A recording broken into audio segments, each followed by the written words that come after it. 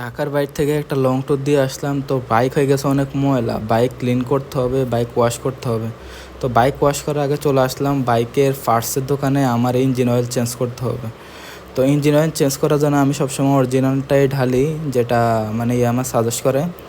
তো এর আগে একবার আমি ইঞ্জিন অয়েল চেঞ্জ করতে গেছি, দোকানদার আমাকে অন্য একটা সাজেস্ট করছে, মানে ওনার কাছে অরিজিনালটা ছিল না, বললো যে এটা ডালেন সমস্যা নয়। তো আপনারা এই কাজটা করবেন না।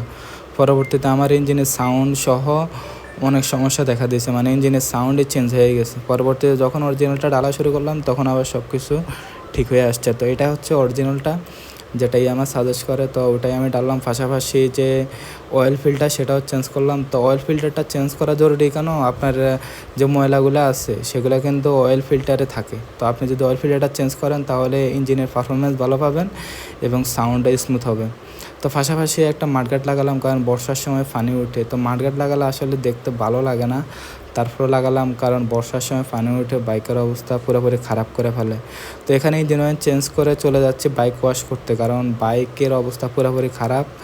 গিয়েছিলাম ঢাকার বাইরে ঘোরার জন্য, মানে কাদা মাটিতে বাইক চালাই অবস্থা পুরোপুরি খারাপ হয়ে গেছে। তো এখানে আসার পর বাইক ওয়াশ করা শুরু করে দিয়েছে, মানে বাইকের অবস্থা পুরোপুরি খারাপ হয়ে গেছে আর কি। ঢাকার বাইরে গেছিলাম, তো কাদা মাটি দিয়া বাইক চালাইয়া বাইকের অবস্থা পুরোপুরি খারাপ ছিল।